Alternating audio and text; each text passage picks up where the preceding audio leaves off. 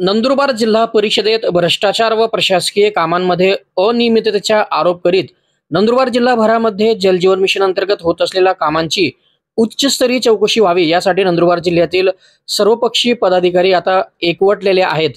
शासनाचे लक्ष वेधण्यासाठी 8 जुलै रोजी नंदुरबारच्या जिल्हा परिषदेवर धरणे आंदोलनाचा इशारा यावेळी देण्यात आला।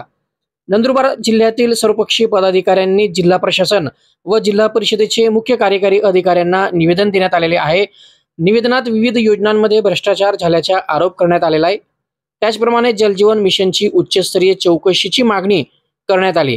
निवेदनावर माजी आमदार उदयसिंग पाडवी, राष्ट्रवादी काँग्रेस पार्टी अजित पवार गटाचे जिल्हाध्यक्ष डॉक्टर अभिजित मोरे, शहादा कृषी उत्पन्न बाजार समितीचे सभापती अभिजित पाटील, उद्धव सेनेचे जिल्हा प्रमुख अरुण चौधरी, काँग्रेस कार्याध्यक्ष दिलीप नाईक, जिल्हा परिषद सदस्य राया मावची, जिल्हा परिषद सदस्य देवमन पवार, शिवसेनेचे विनोद चौधरी, शिवसेनेचे जिल्हा प्रमुख ॲडव्होकेट राम रघुवंशी, शिवसेनेचे जिल्हा प्रमुख किरसिंग वसावे, राष्ट्रवादी काँग्रेस पार्टी शरद पवार गटाचे जिल्हाध्यक्ष केसर सिंह क्षत्रिय, उपाध्यक्ष पुरुषोत्तम चव्हाण, उद्धव सेनेचे महानगर प्रमुख पंडित माळी, जिल्हा परिषद सदस्य रजनी सुरेश नाईक, पंचायत समिती सदस्य निमा पटले, सामाजिक कार्यकर्ते वासुदेव गांगर्डे स्वाक्षऱ्या आहेत।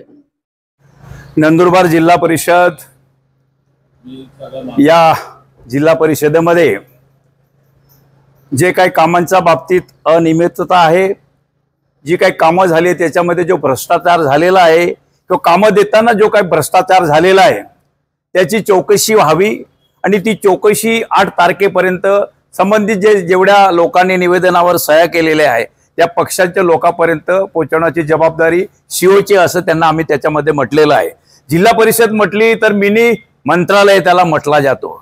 समाजाच्या प्रत्येक घटकाला सर्वांगीण विकास व्हावा, प्रत्येकाला त्याच्या सोयीप्रमाणे घर मिळाला पाहिजे, त्याला रस्ते मिळाले पाहिजे, पाणी मिळालं पाहिजे, आरोग्य मिळालं पाहिजे, याच्यासाठी सरकारकडून पैसा येतो आणि त्या पैशामध्ये जर भ्रष्टाचार होत असेल आणि त्याच्यामध्ये कामामध्ये जर अनियमितता होत असेल हा फार मोठा गुन्हा आहे। आणि आपण ही जिल्हा परिषद या आदिवासी भागाचा विकास व्हावा, आपण धुळ्यामधून त्याचं आपण विभाजन करून नंदुरबार जिल्हा आपण स्थापन केला। या 25 वर्षामध्ये कुठल्याही प्रकारचे सर्वांगीण विकास झाला नाही, अजूनही मागासलेपणा या जिल्ह्याचा गेला नाही। याचं कारण असं जी लोक आज सत्तेवर बसलेली त्यांनी अत्यंत भ्रष्टाचार केलेला आहे। त्यांनी आपली स्वतःची मालकीची जिल्हा परिषद आहे याप्रमाणे त्यांनी वागणूक दिलेली आहे। या सगळ्याच्या बाबतीत मग ते 30-54चं काम असेल, जनजीवन मिशनचं काम असेल, ठक्कर बाप्पाचं काम असेल की इतर जे जनसुविधेचं काम असेल त्याच्यामध्ये जो भ्रष्टाचार चालले आहे, कामामध्ये जी अनियमितता आली त्याची सर्व चौकशी करून 8 तारखेपर्यंत सीओने अहवाल आम्हाला सादर करावा,